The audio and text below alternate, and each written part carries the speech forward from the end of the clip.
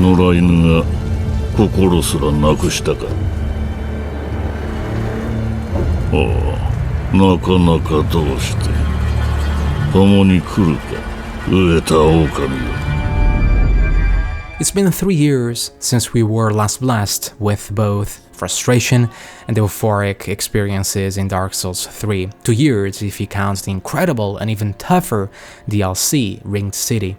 We have walked a long and perilous road, yet gratifying with the Dark Souls series, and not forget the equally amazing reinterpretation with the title Bloodborne, pulling twists in the formula to keep the genre and what we call now From Software games or Souls-like games fresh and exciting. Ever since Demon Souls, Dark Souls, that new subgenre came to life, with other developers taking on those same core concepts in mind, but adding some unique ideas like Nioh, Ashen, Lords of the Fallen. Even in the 2D game space, we have had Souls-like games such as Salt and Sanctuary, and even Hollow Knight, to name a few. Some might even argue that the genre got saturated over the years, though not to the extent of battle royales. So From Software still seeking to innovate and create a game that still has the Souls-like ideas in mind, such as the multi-layered levels, the unforgiven and precise combats, but at the same time wanting to give a breath of fresh air to separate itself from its own sibling titles and all the subsequent ones that follow them.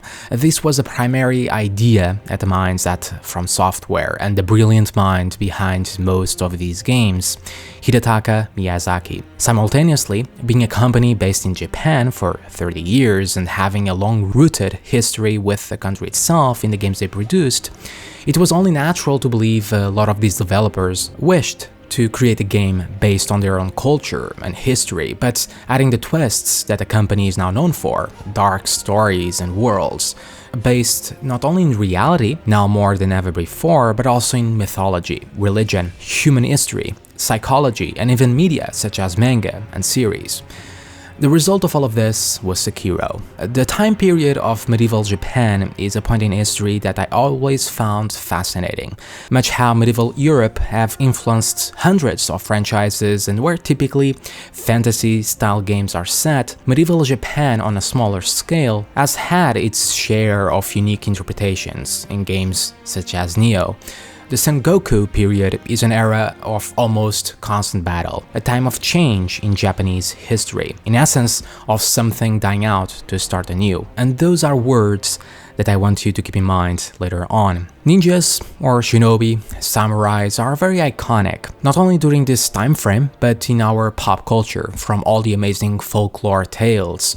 The word itself, ninja, has practically become an adjective. They have been made legend and gave birth to many iconic characters or playstyles, from RPGs or action games to movies, series, and whatever else. So a shinobi was the perfect candidate to fill and portray the role needed in Sekiro, to act out on the concepts of this time period, but also take those multi-layered levels known in the series and make them even more open, with a sense of freedom, while being able to produce the new style of combat, focusing not only on stealth elements, but meant to be even more ferocious and strategic on its close-range mechanics.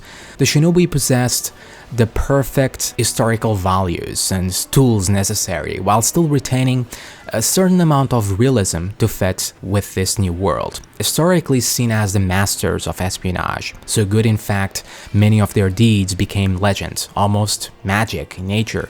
They were at times seen as the anti-samurai, depicted as honorable and upper class, while the shinobi cowered in the shadows. These concepts, in essence, give birth to our Sekiro character, the one-armed wolf, that seemingly battles against a never-ending war against the Ashina samurai. Another fundamental inspiration comes from a less-known game series by the name of Tenchu. Tenchu has a long history with From Software and even Activision, the publisher of Sekiro, originally developed by Acquire, all the way back in 1998 on the PlayStation 1. It was a series that started strong, but that slowly died out with subpar releases and a turn to mobile. This is when From Software initially came in, owning the rights to publish the titles in its third iteration, and eventually even porting them over for the said mobile system, the PSP. During Sekiro development, it was at times considered a spiritual successor or even a sequel to Tenchu. They both shared the same historical era, concept, and they owned the rights to it, so it made sense. And comparing the two titles, there are more similarities than just being set in the same time period. The general character control, the stealth and action mechanics seem awfully familiar, even the amazingly gross blood sprays straight out of Kill Bill. However, over time, Sekiro proved to be too big of a departure from Tenchu and set out to create its own unique identity and franchise with both its story and complex combat mechanics.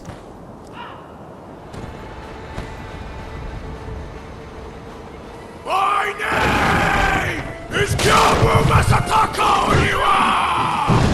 The combat, like previously stated, was meant to feel ferocious and strategic, partially based on the Tenchu series while also having some grounds with the ideals of a Souls-like game, mixing elements of stealth and hand-to-hand combat just like a shinobi would.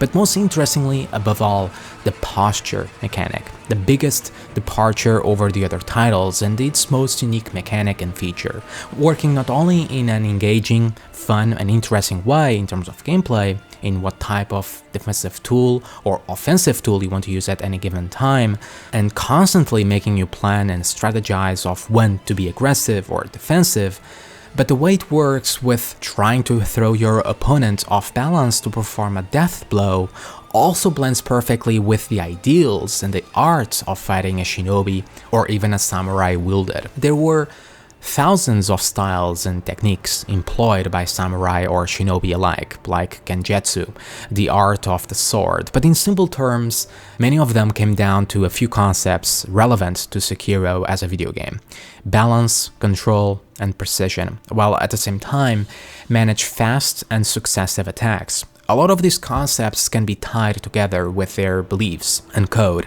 Bushido, having an emphasis on forsaking all distractions and focusing the mind with meditation and posture. When two users clash with one another in a fight, you will get that metal clashing that you're so familiar with by this point, finding a weakness while you simultaneously attack and defend, wearing down your enemy, counter-attacking, deflecting, breaking their posture. These mechanics and gameplay are not just compelling and, let's be honest, hard as hell at times to perform, giving you those gratification feelings that you so crave when playing a From game, but also taking inspiration from the real world, fitting perfectly with the game and concept. Shinobi, however, are mostly known for concealment, stealth, and deception. They were mostly spies after all, and we do see some traits of that in our Sekiro character, with eavesdrop mechanic, the ninjutsu techniques, being able to see in the dark, and of course, anything related to the stealth aspect of the game and how nimble and quick our character can be, sprinting and grappling everywhere. And finally, not dying from fall damage from misclicking a roll.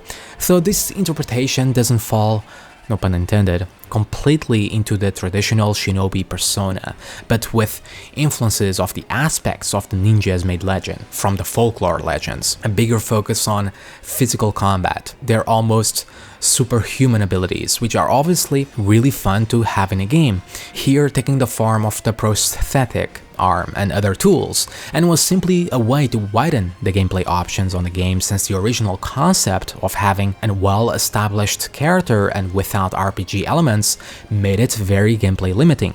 A single katana with some interesting movesets and stealth.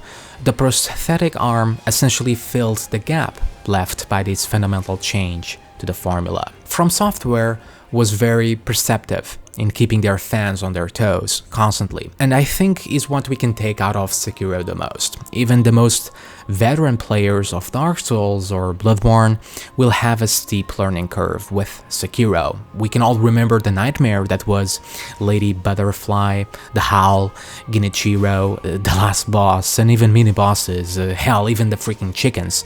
In turn, this allowed the developers to keep their staple brand of punishing but perfectly fair combat, yet feeling new and fresh with the addition of the posture, jumping, the changes to dodging and parrying, completely different progression and completely different way to approach combat in being far more aggressive, and even our mobility. All of that received fundamental and core changes to the style of play to not only create a fresh and new game to every fan and player to enjoy, but an entirely new challenge, all from a few simple concepts and the cool idea of playing as a shinobi in this fascinating time period.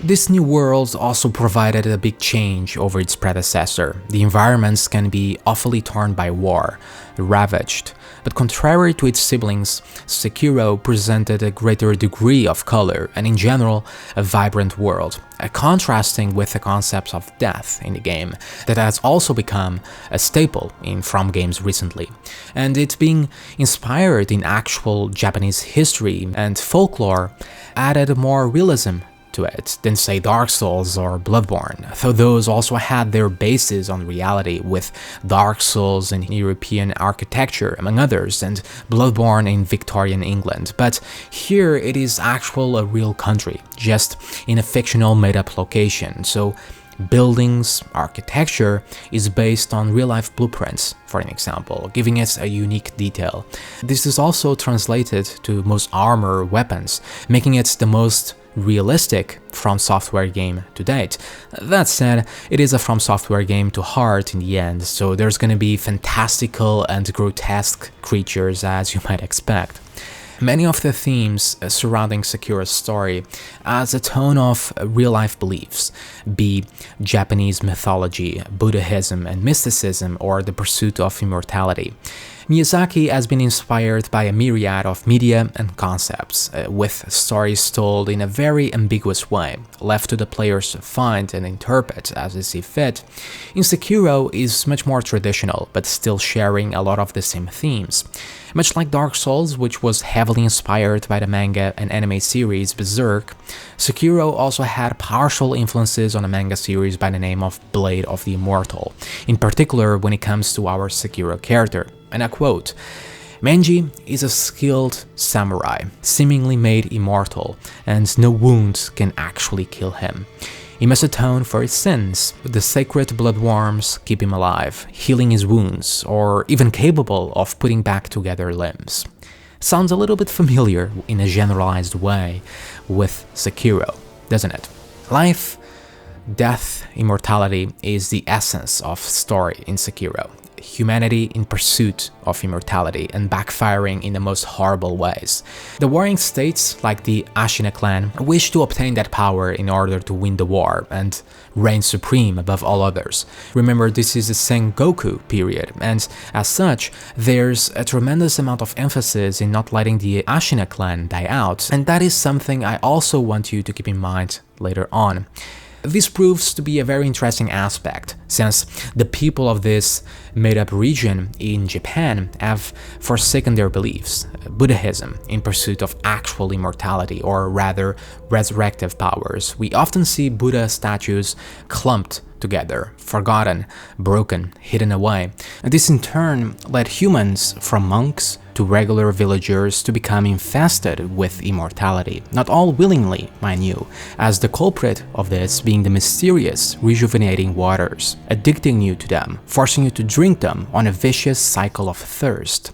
And these newfound powers backfired even more.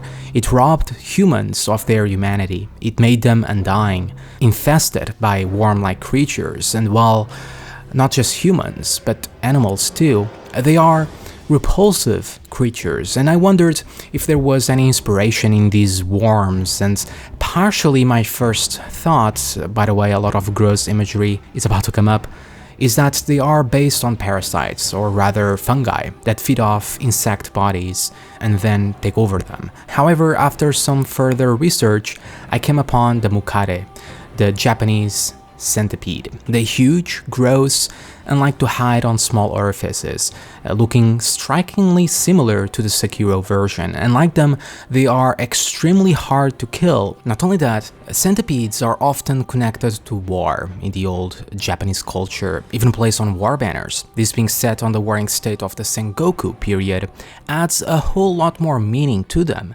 together with the themes of Shura in the game, translating to someone who has to fight an endless war. And in a way, these creatures seem to allow that. War is one of the main reasons why this world is in decay, in desperation. Looking at folklore, however, centipedes actually have a yokai counterpart, a deity, the Omukad, and its tales not only depicted as huge and strong enough to face dragons, giving some insight as to why or how they seem to be able to corrupt or stagnate the divine waters and powers. We even see the dragon-like creatures sick and decaying, though that might have been the result of the war, with their powers abused by the likes of the Ashina clan or the Howl, and the centipedes can be seen as the embodiment of that, of war, due to their connection to it, and thus bringing us again to the rejuvenating waters and the Fountainhead Palace, which on themselves seem to be partially based on the spring of immortality, a temple in Japan that is said that its water has a power to confer immortality. And more interestingly, how a Chinese legend, which also has its Japanese counterpart, tell of a legendary land named Mount Penglai, or Horai in Japanese, a land hidden in the clouds with fruits that could grant eternal youth or even resurrect, and never-ending rice. And the snake creatures of Fountainhead Palace actually rob you of your youth if the bar fills up. And rice, well, it seems to be quite precious if grown with the rejuvenating waters. And many of these sacred and divine locations in game are on top of mountains, which are not only connected to this legendary land, but Japanese history tells us mountaintops were always considered sacred and where gods often resided. However, the Japanese counterpart of this legendary tale makes it not as interesting or compelling. Another interesting aspect is how all of these immortal powers connect to the divine dragon, and how it did not originate in Japan but from the West, which on itself can be played on the fact that the Japanese dragon, though quite famous, was imported and inspired by the mythos in China, India, and other countries. Additionally, dragons, Japanese dragons, or any Asian dragon for that matter, are often connected to water, rivers, and interestingly, where we find the divine dragon is at the Fountainhead Palace, in the divine realm, where the rejuvenating waters originated, and itself being a very watery place. So it's almost as if the dragon happened to take roots in this area of Japan, literally, as the dragon is partially a tree. One might even argue that the dragon is the spirit of the tree, the Everblossom specifically, as in Shinto believes everything from a rock to a river possesses a spirit, a deity of some sort, a kami. Now, one dragon that I did found that fits this criteria is Kurao Kami, which you immediately might assimilate to the name Kuro, the child of dragon heritage, the one we are tasked to protect. The other name that this dragon goes by is Okami. Mixing these two together, you almost get Kuro and Okami, Kurao Kami, and Okami not only translates to wolf, being our character, but it actually gets mentioned in-game as the inhuman warrior woman and their descendants, being the enemies you find in the Sunken Valley and the Fountainhead Palace, those snake-like creatures that play the flute and that protect the divine dragon. But there's other minor aspects of the game that are quite interesting, that are also rooted in Japanese mythology or folklore, like the giant serpents. They were quite prominent throughout the game, and maybe it's just because they looked cool and intimidating, but serpents are often seen as creatures of rebirth, as they shed their skin to become anew, and subsequently we have an interesting statue at one of their temples, depicting the white snake goddess, Benzaitan. And in Shinto, Japanese religion essentially, serpents are seen as minor dragons, which adds a lot more sense of how their powers were able to cradle the dragon heritage on the secret true ending, and makes their use in the game a whole lot more intriguing. What about the monkeys? They're fun, loud, and throw shit at you, but at a closer inspection and for a time in Japanese history, monkeys, before they were seen as the negative side of humans, for obvious reasons, were depicted as mediators between God and man. And here, they seem to guard over a hall of illusions, and in turn, the divine children. It is a sacred place, but now abandoned, as most forsaken their faith.